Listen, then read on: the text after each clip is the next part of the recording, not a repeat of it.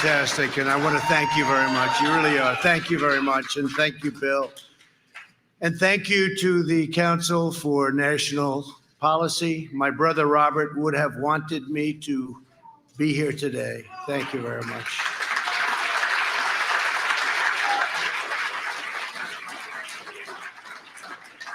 Together, we're committed to protecting the American people, preserving American values, defending America's heritage, and keeping America safe, strong, prosperous, and free. I want to thank Bob McEwen, Kelly Shackelford, and Jenny Beth Martin for your tremendous leadership of the CNP. Done a fantastic job. We're also joined by Acting Secretary of Homeland Security, who's done incredibly, Chad Wolf. Where's Chad?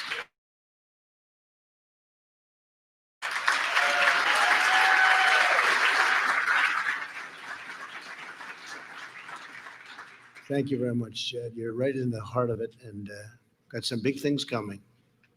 Very big things. Good job. Also, Lieutenant Governor, a friend of mine, Dan Patrick of Texas. Dan, wherever you may be. What a great guy. Great family, great son, doing a tremendous job as U.S. Attorney. And many other state and local officials. I want to thank you all for being here. We have a lot of horsepower here. A lot of firepower, you might want to say. But over the last week, the Democrats held the darkest and angriest and gloomiest convention in American history. They spent 4 straight days attacking America as racist and a horrible country that must be redeemed. Joe Biden grimly declared a season of, and yet look at what we've accomplished until the plague came in. Look at what we've accomplished. And now we're doing it again.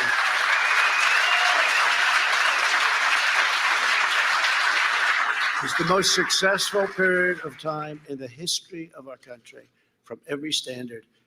Look what we've accomplished. And now this plague comes in, and look at the way they talk. But look at what's happening, and look at how we're shooting up. We call it a super V. It's no longer a V, it's a super V. And they didn't think that could happen, and they're probably not happy about it. They want to punish America and its citizens instead of holding them high. Where Joe Biden sees American darkness, I see American greatness. We've seen heroic doctors and nurses racing into action to save lives. We've seen first responders helping strangers in need. We've seen the passage of historic legislation to save 50 million American jobs. We've mobilized American industry like never before.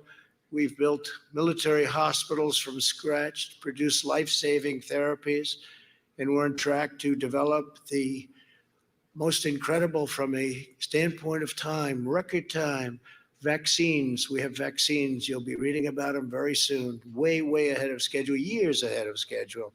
This would have been where we are now, phase 3 trials, clinical trials. You wouldn't have been there in 2 or 3 years if you went back to another administration. It's time to reject the anger and the hate of the Democrat Party. We have the biggest election coming up of our lifetime.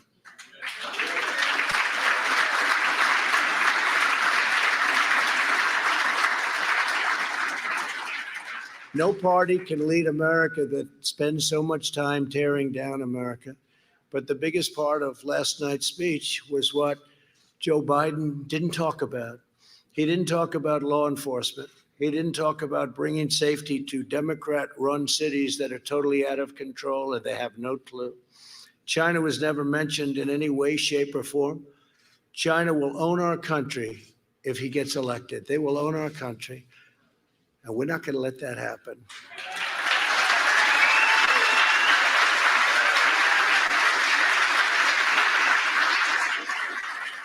And you've seen the intelligence reports. China very much wants Joe Biden to win. That would be very insulting if they wanted me to win. I don't think so. I don't think so. Dollars from China, we've given it to our farmers. We've given it to a lot. They had the worst year they've had in 67 years. We had the best year we ever had.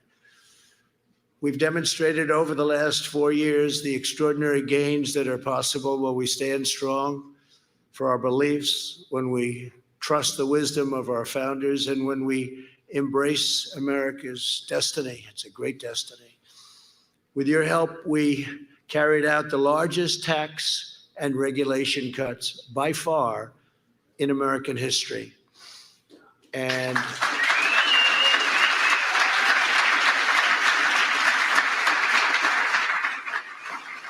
they now want to quadruple taxes, and they want to quadruple and beyond the regulation cuts. And when we say tax and we say regulation, and you say, oh, tax cuts, that's so wonderful. But the people in this room that are the heads of industry, you have some very powerful people in this room, they know that the regulation cuts may have been even more important than the biggest tax cuts we've ever had.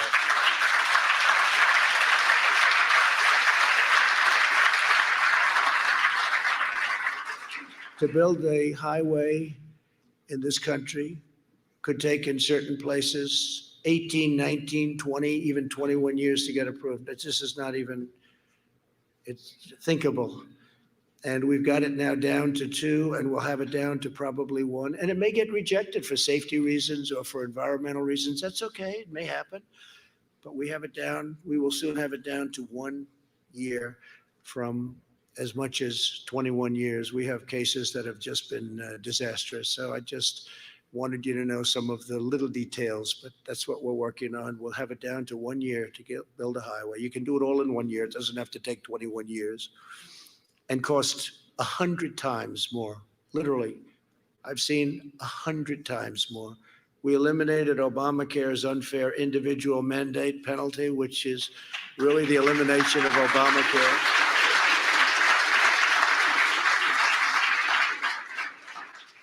And to give to critically ill patients access to life-saving drugs. We passed a thing called, and hopefully nobody in this room will need it, but if you do, it's right to try.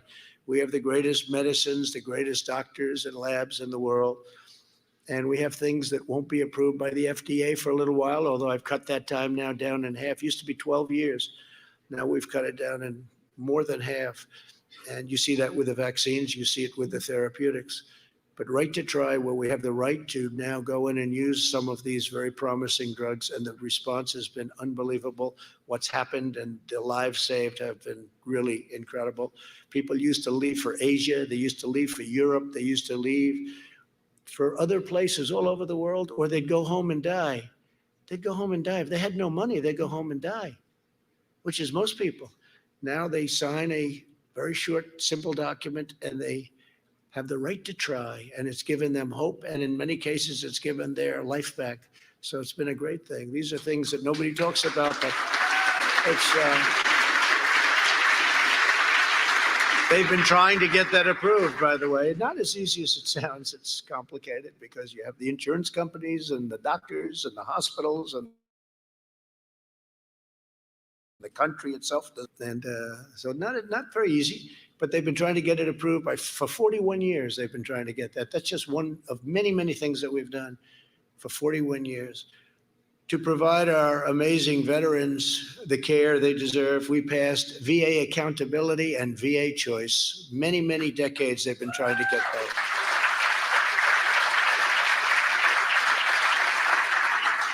Choice meaning you wait online and you can't see a doctor, and they would wait online for a week, or 2 weeks, or 5 weeks. Sometimes they'd be ill and they'd end up being terminally ill. By the time they're ending, them go out, get a private doctor immediately, and we pay the bill. And we just got a 91% approval rating in the VA, the highest we've ever had by many points, 91%. And VA accountability sounds simple, but it's not. You couldn't let anybody go, no matter how they disrespected our great vets, no matter what they said to them, no matter how badly they treated them. And we had sadists, and we had thieves, we had a lot of bad people. You couldn't fire them under any circumstances. Under any circumstance, you couldn't fire them. And now we say, you're fired. Called VA accountability. And they've wanted to have that They've wanted to have that. Actually, they've let go of 9,000 people, replaced them with people that love our vets, want to take care of our vets, and great people. And we had a terrible thing going. You couldn't get them fired because of, civil service and unions and different things. You couldn't fire them. Now you can fire them, and you can fire them quickly if they're not doing the job.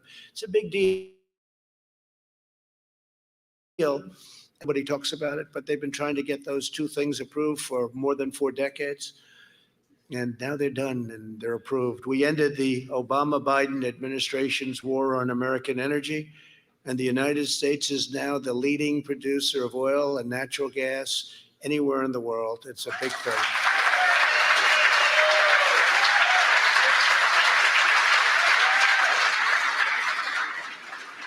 And remember this, if you look at what they're doing, Biden, he wants to end fracking, end petroleum products, end petroleum, no natural gas, no nothing, end everything. And that's it. How does that work in Texas? How does that work in Pennsylvania? I was in Pennsylvania yesterday, a place that he said he was born in, which is true, but he left when he was like 9 years old. So he left a long time ago. He left 7 decades ago. And he still calls it his home. And his real home is a place he never leaves anymore. He never leaves. He never leaves the outskirts of that state. You think he'd go a little bit, it's not that far. Never leaves. We'll figure it out pretty soon. But they want to end fracking, they want to end drilling, they want to end everything, they want to end all of that. So I said, think of it, they want to end oil, they want to end, and this is the way it is, guns, they want to take away Second Amendment, right? How about that? That alone should win you the election, right? That alone.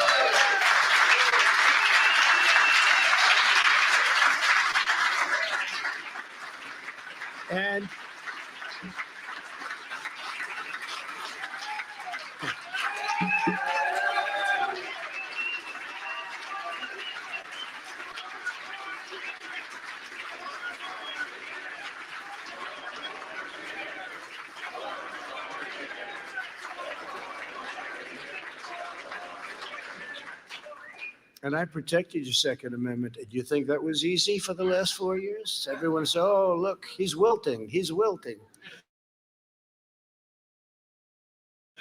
And people that were in tragedies, and they lost a son in a school, they lost a daughter, beautiful meadow. And that gentleman's been a friend of mine. He knows exactly who I'm talking about. Beautiful meadow. They're totally in favor. They've actually gotten hard line on Second Amendment. It's not one way. It's an incredible thing to see, actually. But we held totally strong, and it's always going to be with us. But if they get in, they will absolutely either obliterate it to a point of no return or actually terminate it. And I have no doubt about it. I have absolutely no doubt about it. It's something we can't let happen, such a big part of our security and our safety. And your entertainment and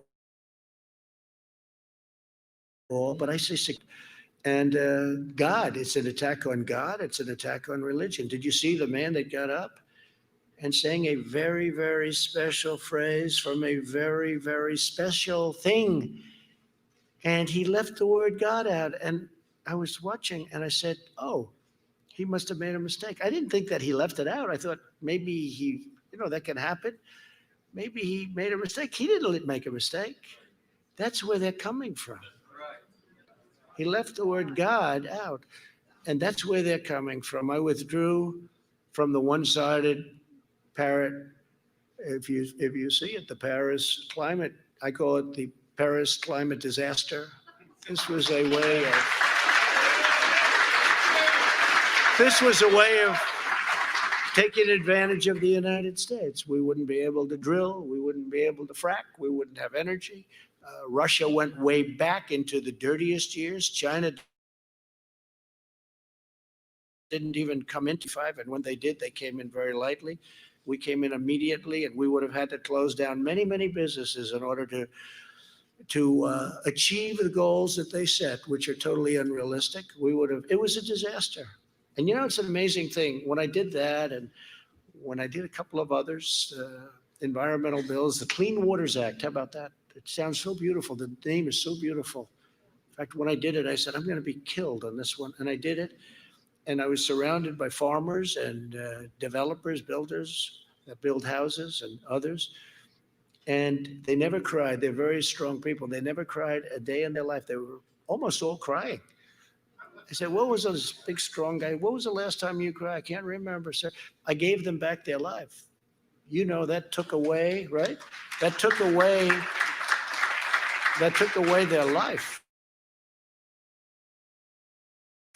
And what more? People came up to me, they said, you gave us back our life. Obama wrote it out. Iron ore, the best in the world.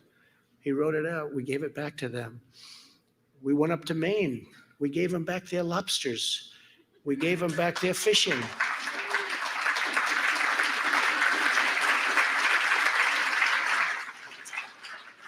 $5,000 square miles. Think of what that is. Take 1 mile, mile by mile, and now you add as big as the ocean is, that was a big chunk right off the coast of Maine. The whole thing is like lobsters and fishing, and nobody does it better. And they were not allowed. It was a monument, called a monument. I said, a monument to what? I said when I was up in Maine 2 weeks ago, I said to people that their whole life was lobster, fishing, the different things, and they're the best. I said, what happened? He said, he took away our everything. I said, how does this area compare to other areas? He said, first of all, it takes a long time to get to the other areas. This is so big. But second of all, this is the best there is in the world. And he doesn't let us use it. And I said, and yet you vote Democrat, and it's hard to believe. It's like Israel. Look what I did for Israel.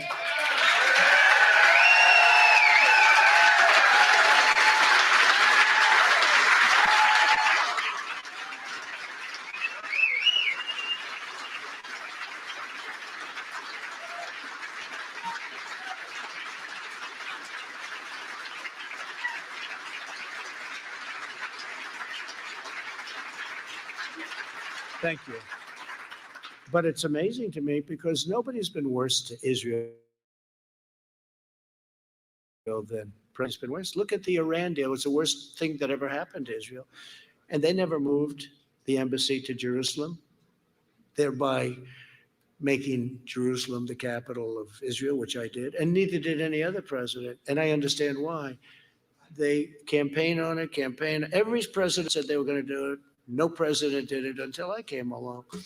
And the pressure, and I will tell you, the pressure from other parts of the world was enormous. And I've told the story a few times where I just turned off my phone, and when the king calls, and this one calls, and that one calls, we're calling about Israel. I say, tell him I'll get back in a couple of days.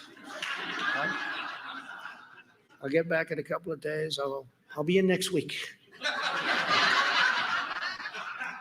Kings and queens and prime ministers, presidents and dictators, everybody was calling, don't do it, don't do it. It'll be bloodshed all over the Middle East. Look what we just did, right? With the United Arab Emirates and Israel. And now others will follow. And we couldn't have done that if we had the deal with Iran. But they said, don't do it with Israel, don't do it. And did it. Had a ceremony. It was fine. Nothing happened.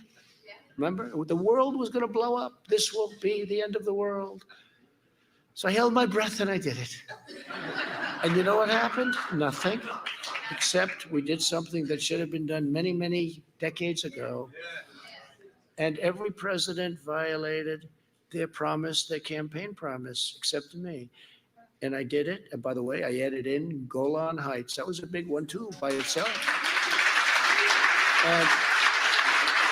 And I did it. And, it's incredible. I'd then call up these heads of state many of whom are friends of mine. I get along. Actually, you don't hear this from the fake news back there. There's a lot of press, a lot of press. But you don't hear this from the people back there. But I actually have very good relationships with leaders, with many of them, and some of them just take too much advantage of our country, including some of our so-called allies. Some of them are the worst for taking advantage of us.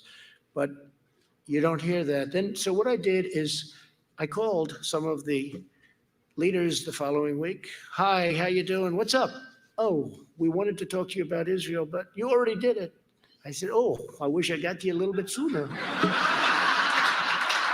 But that's easier. That's easier than having somebody asking you over and over, please don't do it. But I could see there was a lot of pressure. I never understood why it wasn't done. It wasn't done because there's tremendous pressure put on the President of the United States by many other countries, much more than you would think, and different countries than you would even think. Countries that you wouldn't think even cared about it were calling, asking not to do it.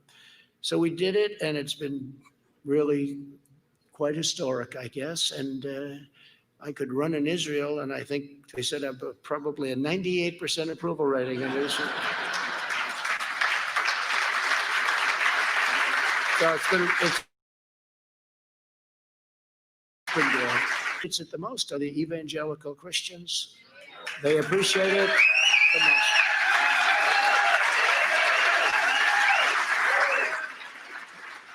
So it's been quite a that has been just by itself. That's one thing out of many, many things, but that's been quite an interesting journey. But we also took historic action to stand up to China's trade cheating and plundering. You know that. We had the best year we ever had, and they've had the worst year they've had in 67 years. I wonder why. And I don't want them to have bad years, but there's been nobody that has ripped off the United States like China for so many years. How presidents before me allowed that to happen, and especially the one just before me. And Joe Biden, with his son walking out with $1.5 billion to manage, meaning millions of dollars a year in fees, is a disgrace, okay? Is a disgrace.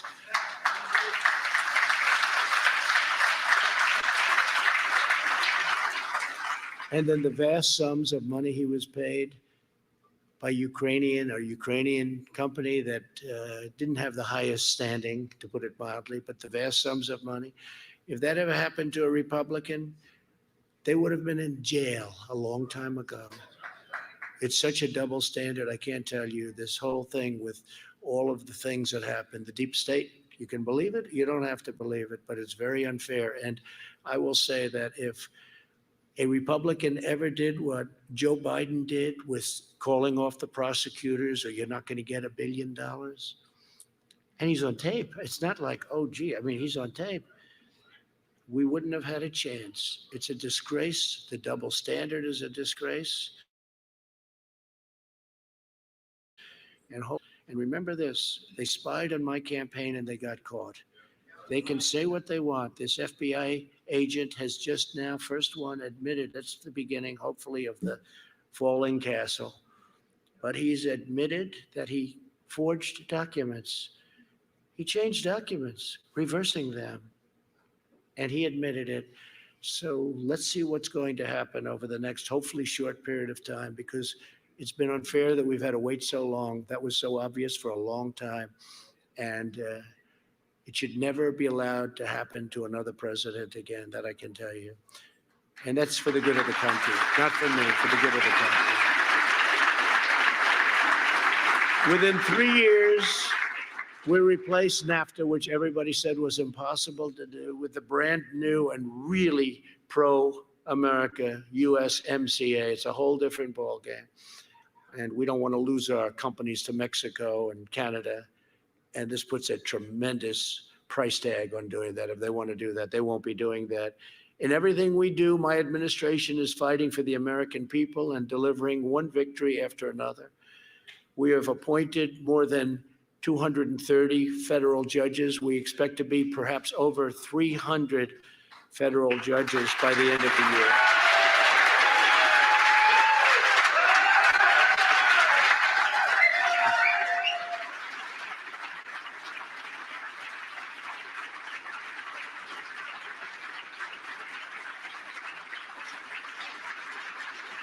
And I can tell you, it's driving them crazy.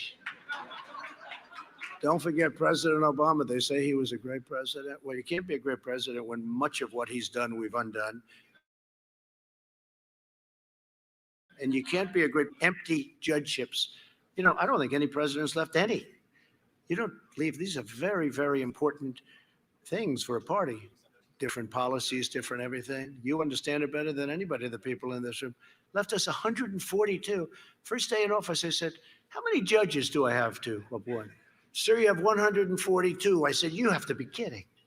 140. So I had a big head start. But we have 142, but now we will have, I think, in excess, by the time we finish, in excess of 300, including Court of Appeals, and of course, 2 very exceptional Supreme Court justices. So, yeah, really good. And remember this in terms of get out the vote. The next president, I think, could have anywhere from 2, just based on statistically, Supreme Court justices to pick. Think of that. I've had 2. Some presidents have had none because you generally pick them young and they last a long time, right? They can last a long time. But we could have 2 to 3 to 4, maybe even to 5. It's probably a stretch, but 4 isn't a stretch at all. That would mean that the entire balance of the court doesn't just shift, it becomes dominant. So if we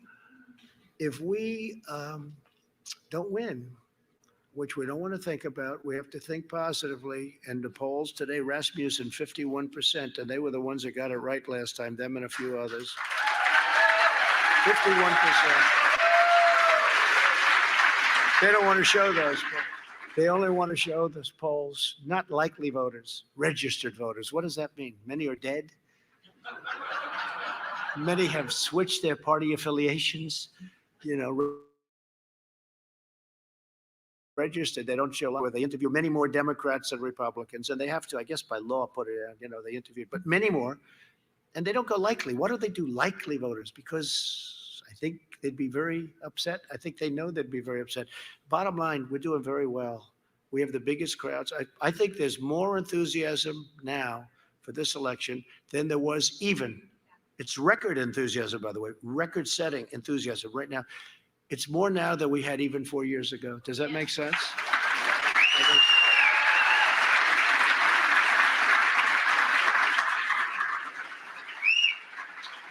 And we had the same thing 4 years ago where they say, but now we've done so much. This is easier in many ways. We were sailing, by the way, without the plague from China. This thing was over. This was over. We were sailing.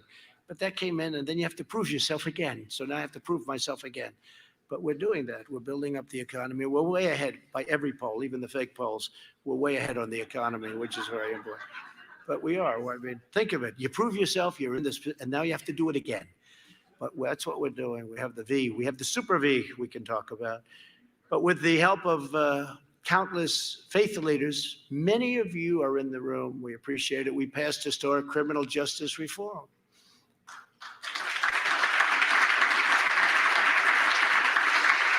And nobody's done more for the Black community or the Hispanic community than we have. Nobody. I guess maybe Lincoln, questionable, Abraham Lincoln, but nobody has. I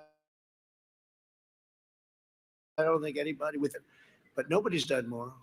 If you look at opportunity zones, you look at all of the things we've done. Nobody's done more. After years of neglect by both parties, my administration understands that a strong nation must have strong borders.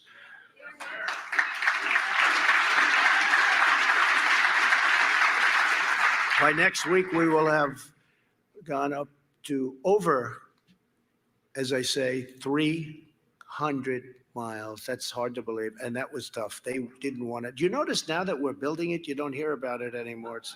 They don't want to talk about it anymore, and it's a bad issue for the Democrats because everyone knows that walls work. It's interesting. no matter with all the technology and all the changes you see, you don't recognize a computer from 5 years ago. It's not even recognizable. Two things don't change, right? Walls and wheels. And you can come back. You can come back in 2,000 years from now. And two things. Remember when they were saying the wall doesn't do anything? They wanted to have a drone flying around, flying around enjoying, so you could watch everybody pour into our country. We've ended catch and release, one of the great scams of all time. Catch them. We catch them and release them. They should say catch and release into our country, because you catch them and then you release them, and you weren't allowed to bring them back. Now we bring them back.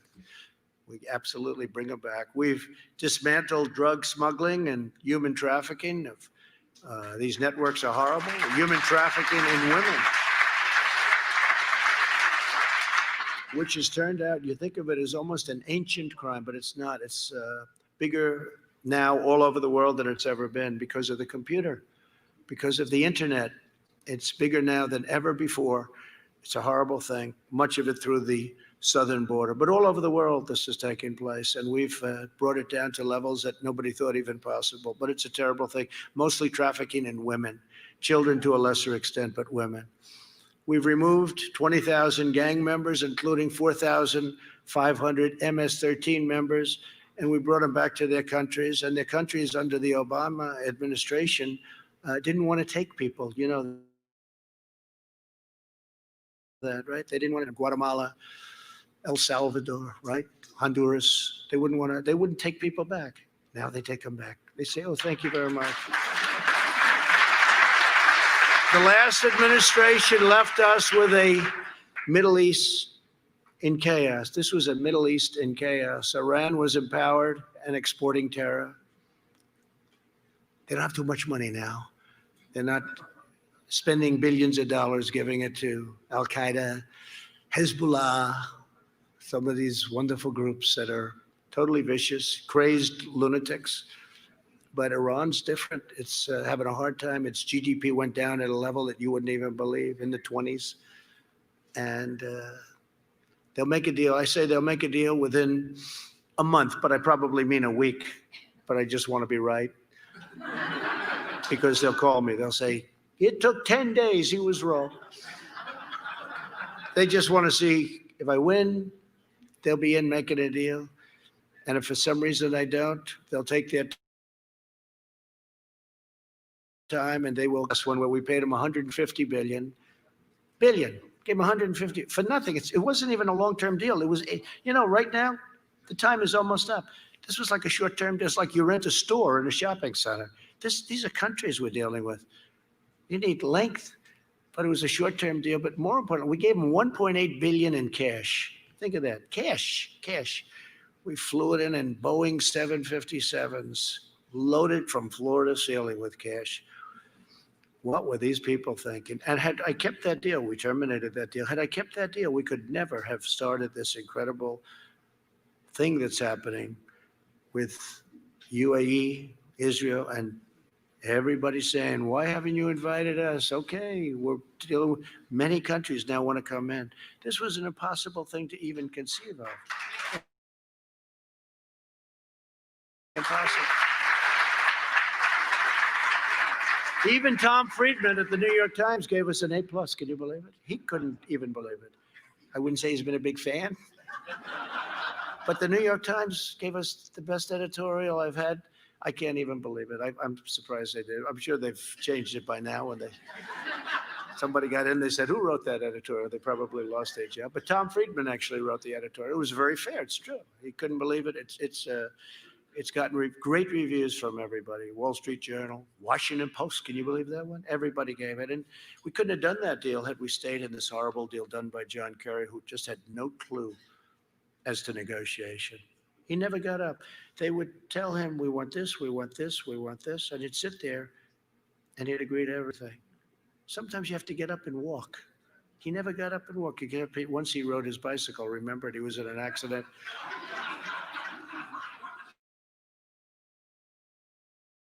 I promised it's a bicycle.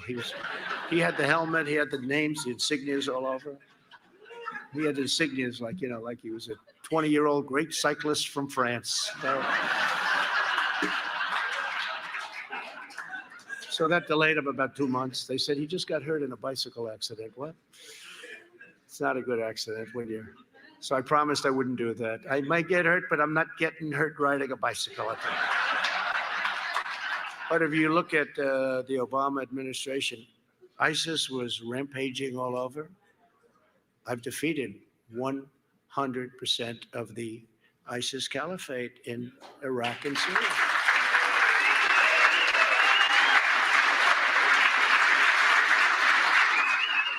Yesterday, we had the Prime Minister of Iraq in my office, and he made a statement. He said, "Sir, I want to thank you. You have defeated ISIS." I said, "Wait a minute. When you say that, nobody ever says that. Those people back there don't say it. What do you mean by that?" He said, "You." I said, "Do you mean Obama? Do you mean the United States?" "Sir, Obama, it was a disaster. When you took over, ISIS was in 30% of our country. You came in and you defeated." So he said, he would, but it's true. I mean, we defeated 100% of the caliphate, and we turned it all around. We rebuilt the United States military, $2.5 trillion. We have a brand new, beautiful military.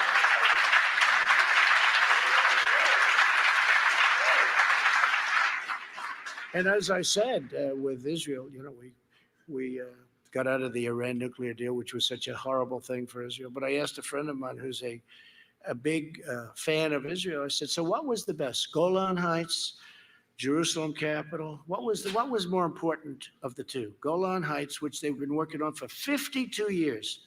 Recognition of Golan Heights for Israel, right? 52 years. Planes would fly in. They'd have summits every year or two. Planes would fly in. They'd talk. They'd keep talking. 2 days later, the planes would fly out. Then they'd meet 2 years later. 52 years they went through that. I got it done immediately. I said, "Which is more important, Golan Heights or Jerusalem capital?" I said, "Neither." I said, "What do you mean neither?"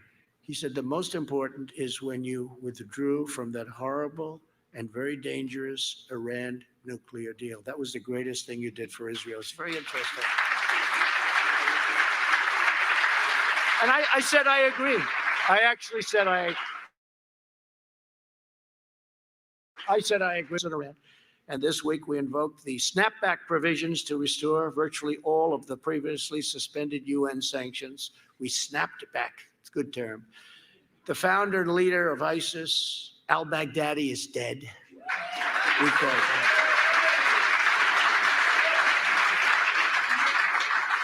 And the world's top terrorist, probably over 50 years, the top terrorist, Qasem Soleimani, is dead. He's gone. But the more success that we've achieved, the more unhinged the radical left has become. Anarchists and violent mobs have rioted in our Democrat-run cities, attacking our police and tearing down statues. And as you know, I signed a clause. I got an old bill, when they used to do powerful things, when they knew what the hell they were doing. I took an old bill and I gave her. It says very easily, could you imagine getting this today? You rip down a statue, a federal statue, you go to jail, prison, they use the term prison, you go to prison for 10 years. Stop. Right? And I remember there was a big march on Washington. They were coming in to knock a lot of statues down. They even had Thomas Jefferson planned. That was in their planning. No thanks. George Washington. They were even thinking about Lincoln. Lincoln did sort of a pretty good job, right? But they were talking about anybody. I don't even know if they knew what they were doing. They're just wild and out of control. But I signed this 10 years in prison if you knock down a statue. We have people right now in jail that are going to trial, by the way, and that was from previous to signing it. But if you remember, that was a big thing 2.5 months ago. You know when I signed it? 2.5 months ago. 2.5 months ago, I signed it. we haven't had a problem since. They say, you know, we want to knock down that statue, but you know, 10 years, let's see, 10 years, that's a lot of time. That's a lot of time. Which tells you that, you know, laws, if properly utilized, can stop all of this madness. And that's why we have to give our great police back their dignity and their power.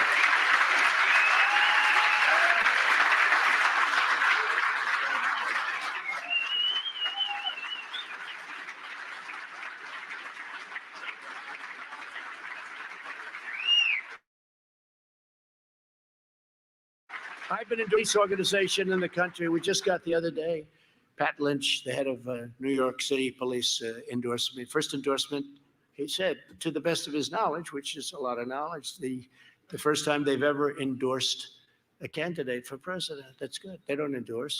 The first time ever. All the sheriffs in Florida. Dan can tell you all of the law enforcement in Texas, right? All of the law enforcement in Texas, Dan, so it's good.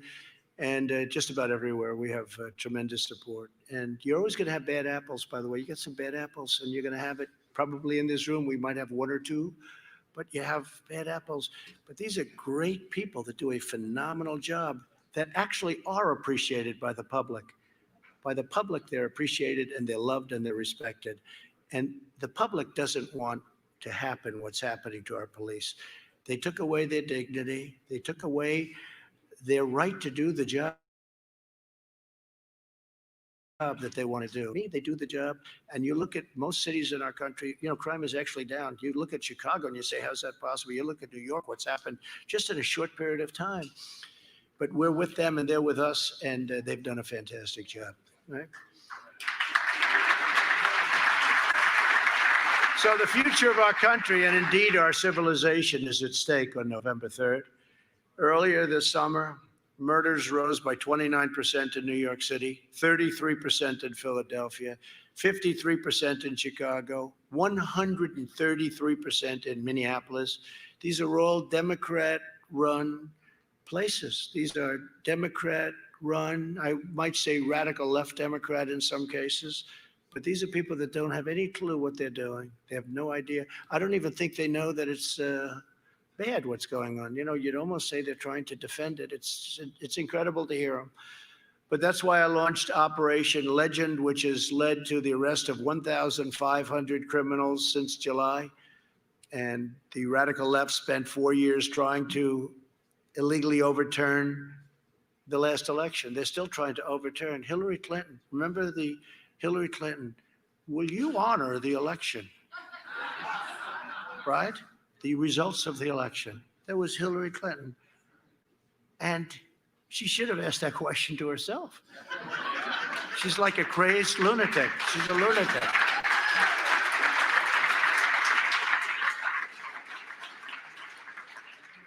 She is something, I'll tell you. But somebody said, what's the difference between Clinton and Biden? Should I say? Should I tell you?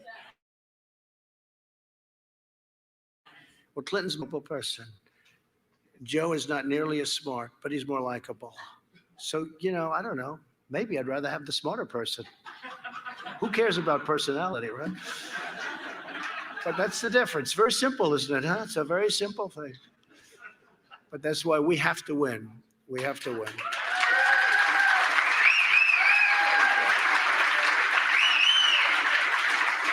So now the Democrats are planning to permanently alter our political system so their control is never threatened again.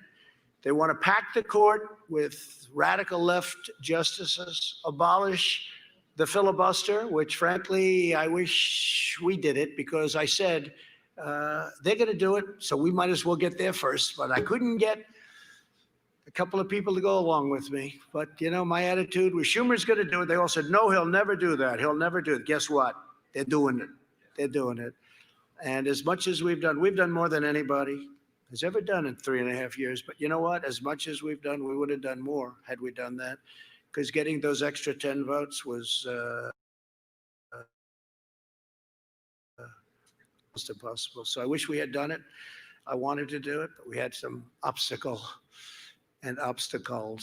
they want to grant mass amnesty for millions of people, and citizenship they want to give to many million illegal aliens, probably about 11 million at least, and they want to abolish voter ID. They want to abolish voter ID. To get into the DNC convention last night, you needed an ID with your picture on it. Now, what does that tell you about? Oh, to get in last night, a friend of mine who happened to be there, I said, why were you there? And, very political person, but shows me, he said, here's the ID. It's got my picture. It's like the most incredible. It's a disgrace. There's only one reason they don't want voter ID, and that's because they want to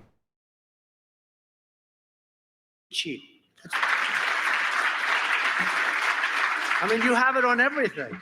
You have it on driver's licenses. You have it on everything, just about. And the only one they don't want it on is a vote, which is the most important thing you have is your vote.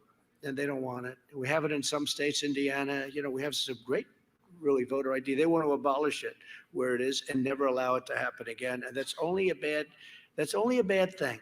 That's only a bad thing. To everyone in this room, your organization was formed at a time when conservatives led the fight to turn back the tide of communism abroad, communism here.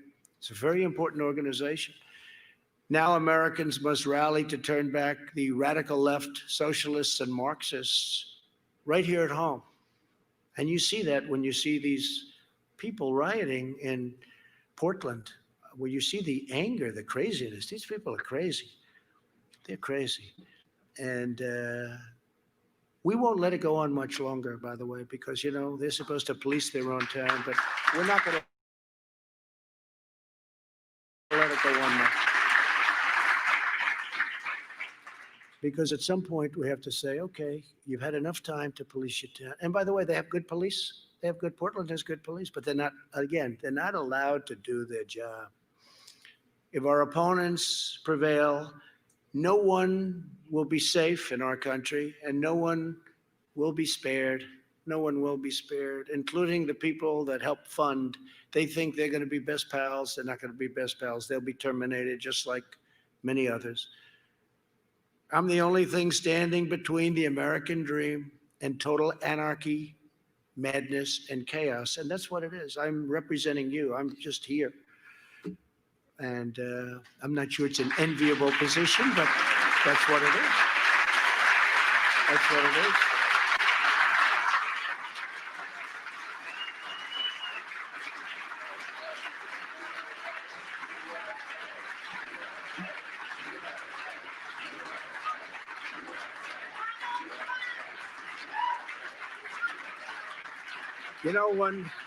When I made that statement, I was a little embarrassed by it because it sounds so egotistical. It's like an egotistical statement. And I was a little embarrassed. I'm the only one. But there was no other way to say it. We have to win the election. I'm the one. If we win, all of these things that we talked about, pro-life, by the way.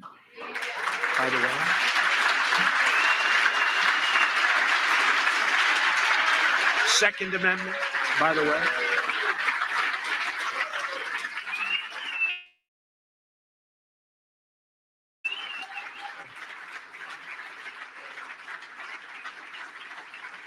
If we don't win, it's all gone. Okay? It's all gone. And have to mention life. All gone. Second Amendment, gone. It's all gone. And many other things. It will be a totally different country, and ultimately it will fail. It will fail. It can't work. Economically, it can't work. We'll go into a depression, and I'm very good at predicting these things. We will go into a depression, no different than, maybe worse, no different than what happened in 1929. Your stocks will crash, your 401ks will be worthless. This is going to happen. And the radical left will bring him along so quickly. I don't know if you saw the Congresswoman the other day where she said, he will do whatever I tell him to do. He's perfect. He will do whatever I tell him to do. This is a Congress. Bernie Sanders is saying the same thing. Bernie Sanders is saying, look, we'll just let him be in there, and then when he gets in, we'll take it over. That's what's going to happen, because that's where their party is. It's become a sick ideology, and we have to win. We will solve the problem very quickly, very easily. We have to win. I don't like this mail-in ballot deal. They're going to send out 51 million mail-in ballots to people that haven't requested them. Well, where are they going? Look at what happened in New York with Carolyn Maloney, a small race, and they declared her the winner. They don't even have the ballots. It's so mixed up, so fraudulent. And the only reason they declared her a winner is because I was right up. I said, well, hey, what's going on? 6 weeks and they couldn't count the votes. That's one little race. What's going to happen when you have 150 million votes and you have 51 million votes? Think of it. They're going to send out 51 million. It could be 100 million votes. No signature verification on many of them. In Nevada, no signature verification. In New Jersey, no signature verification. In New Jersey, the governor passed it and didn't even have the legislature approve it. He did it with an executive order, which is interesting. I mean, how do you do this? But think of it, just from, you don't have to know anything about politics. You don't have to know anything, just common sense, right? And a lot of you are great business people. 51 million, it's not an absentee ballot where you request it, they send it, you send it back. It's good, like in Florida. This is 51 million people are going to get ballots to send in. So if it's them, let's say, that are doing it, and it's mostly Democrat states that want it, and they're Democrat governors, they're going to send them to certain areas, I guess, right? I guess. So people are going to be getting them and said, oh, all right. In some of them, harvesting is allowed. That's where you harvest them all together. In Nevada, harvesting's allowed. So they'll go all over the world and they'll get people to sign them. Hey, you used to be here. They'll go all over the world. And they'll harvest them, and they'll drop thousands of them on a table just before the election. The other thing is, if you do this, you'll never have an election count on November 3rd. You know, the way we enjoyed, I'm not sure they did. They didn't enjoy it. But you know, the greatest evening ever was 4 years ago, right?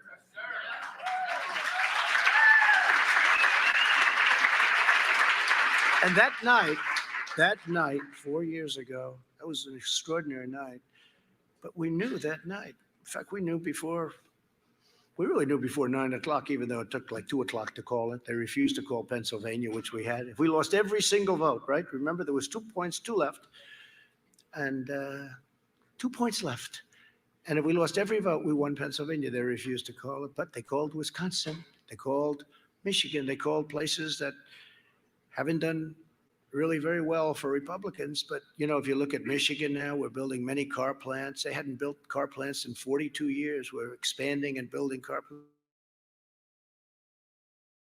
I mean, a lot of good things. To know the end of this election, in my opinion, for weeks, months, maybe never, maybe years, but maybe never. Because once you go past the first week, you're never going to know what's going to happen. They're going to be taking them and hiding them. You saw what happened in Broward County in Florida, where they were every day, 10,000 gone, 10,000. Rick Scott, he was great, the way he did that. And we helped him a lot. And Governor DeSantis, right? 10,000, 10,000, 10. And we would have waited a couple of days. You wouldn't have had the same governor and you wouldn't have had the same senator. We took very strong action because it was obvious what was going on. So now you're going to have 51 million ballots, Tom. Where's Tom? My Tom. Where is he? Stand up, Tom. Were you Tom Fitton? I don't know.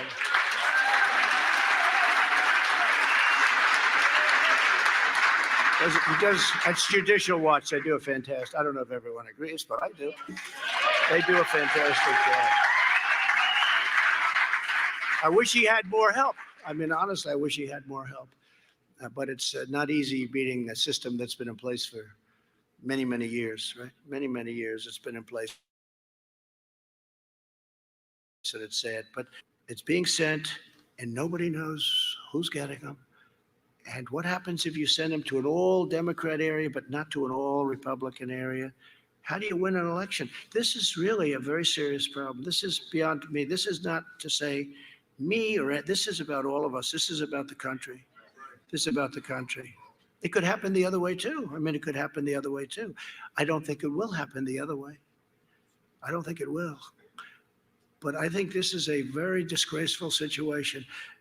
I really don't think that you're going to know anything on the evening, anything meaningful or anything real on the evening of November 3rd. I don't think you're going to know anything.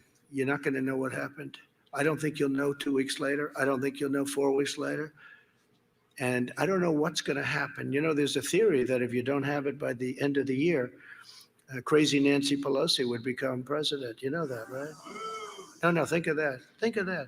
There's that mad theory too. You have heard that theory. Now, I don't know if it's a theory or a fact, but I said, that's not good. That's not good. No, and that's part of their whole act, that if you don't have a choice, that the Speaker of the House becomes president. And that, I think, goes into effect either on the 20th or the 1st. And put that in the hopper, add that to everything else. It's a disgrace. They know it's filthy, dirty. Paterson, New Jersey, Virginia, New York, many cases all over the country. Just recent, I'm talking about recently. And it's not even the post office, although the mailmen become very popular people, I have to tell you that. That's happened too. That's happened too, even mailmen. But think about what they're doing to our country when they do this. We voted in World War I. We voted in World War II. And now we can't vote anymore. And you know, that's still a long time away. The pandemic is, if you look at Florida, if you look at Arizona, you look at California, those numbers are going down very rapidly. Many states have very little problem. You know, you look at a map now, it's largely really in good shape. I mean, I'm going to talk about it in my speech on Thursday. We've done a great job. We have not been recognized for what we've done. So in 2.5 months from now, we'll be in, good shape, and we're going to be in really, I think, potentially really good shape. And we can't let this happen to our country. It's called universal mail-ins, okay? Universal. They like the word universal because it explains it. I don't know why. I personally don't like the name. I just call it mail-in. But we want to distinguish it from absentee voting, which is okay, which has gone on for a long time, and we're prepared for that. But we're not prepared for this 51 million ballots. It will be a tremendous embarrassment to our country. It'll go on forever, and you'll never know who won. So I say that for you. I say it for the cameras because I assume that goes out. But I will tell you that this is a very serious problem for a great democracy. This is a very serious problem, and something has to be done about it. And they're being sent almost as we speak. People are going to get ballots that had no intention of voting, that maybe shouldn't be voting, that maybe aren't. And they say the computers will they're going to pick up nothing. You'll have double voting where they send in a ballot and then they'll go and vote. That's going to be a big problem. They'll send in their ballot and they'll vote too. They'll send in the ballot and then they'll vote. What are the chances that some states so efficiently run? Oh, gee, you can't vote. We just got your ballot last night at 7 o'clock. I mean, think of how ridiculous it is, right? Common sense. I say this for the media. This will be the greatest catastrophe, one of the greatest catastrophes in the history of our country. That's how serious it is. And they also think I'm trying to steal an election. Just the opposite. I want the fair results of an election.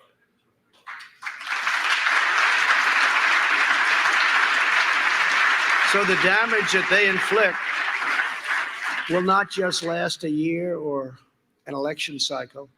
It will echo for generations, and we may never be able to escape, no matter how great our future leaders. We may never, ever escape from the damage that will be over the presidency. We may never be able, remember the Supreme Court, but we may never be able to do it. It'll be too late. The country will go down so far that you'll never, ever, I don't care who you are, be able to bring it back.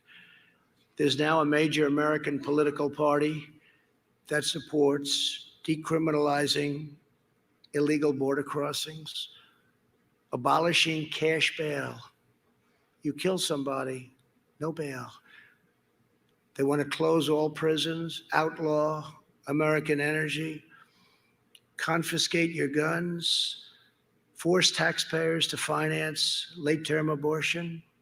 They want to ban charter schools, abolish school choice, destroy our beautiful suburbs. They want to destroy, I have done more for suburbia, where they talk about the suburban woman. Will she vote for Trump? If she doesn't, I mean, what is she doing? They want to force low-income housing into suburbia. And now the one that wants to do it is Cory Booker. Cory Booker's a disaster. You saw him running for president. He started getting below 1%. How about all these people? How about Kamala? Kamala runs. She's sort of one of the favorites. And she goes from 15 to 13 to 12 to 9 to 7, 5, 4, about 1 she got out. She didn't even get to Iowa. She never got there. She didn't want to take a vote. That's how bad she was. Don't you want to pick a person that's gone in the opposite direction? I mean, seriously, that's like a free call. But there's something that's not good going on there. I don't think it was a good choice. It was my number 1 draft pick. I did say that. They said, how do you like the choice? I said, that was my number 1 draft pick. But I meant from my standpoint. But think of it, she was one of the favorites and she went down like a rock. So it's one of those things. I believe it's one of the worst things going on now is the abolition of police, or even the partial abolition of police. So we have to expose this. We must defeat it. And with an optimistic vision for America's future, we can be greater than ever before. We will be greater than ever before. With your help, that's exactly what we're going to do. We'll once again build the greatest economy in history. We had it. We had to let it go to save millions of lives, and now we're building it again. We'll fully restore America's manufacturing independence, bring home our critical supply chains, and permanently end our reliance on China. We're going to lower drug prices.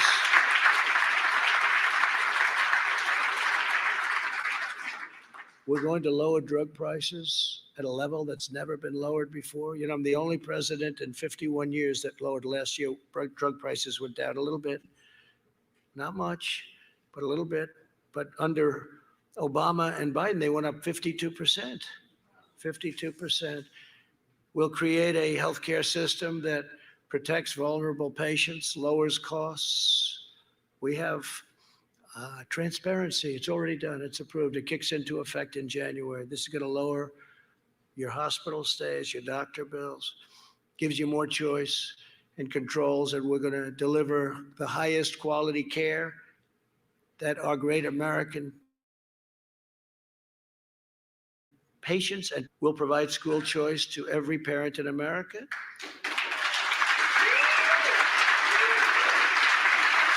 We'll appoint more conservative judges and justices.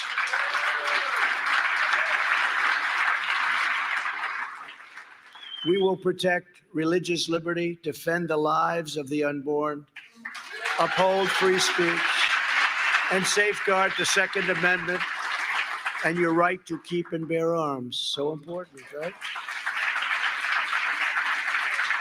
We'll restore patriotic education to our schools.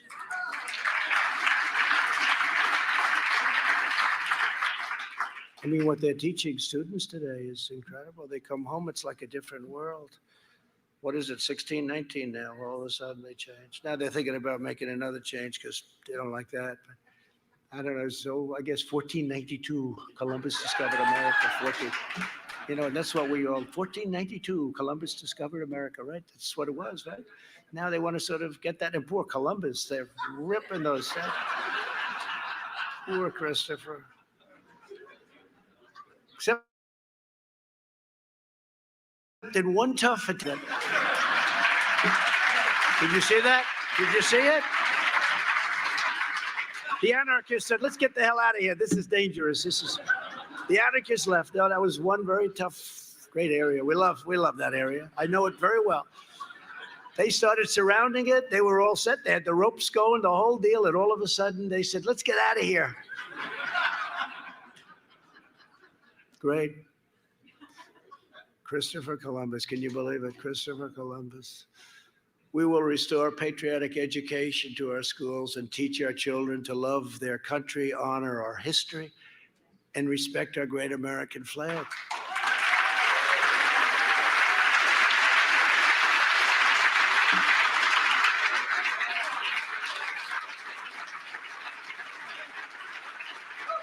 Thank you. So this is the vision we believe in. And with your help, your talent, and you have incredible talent in this room, and your devotion, this is the bright future, not the dark future that you saw last night and for the last 4 days. This is a bright future that we will deliver for all Americans. I promise you this, as long as I am the President of the United States, I will fight with strength. And I have no doubt that our country will be greater than ever before. Thank you all very much. I appreciate it. It's a great honor.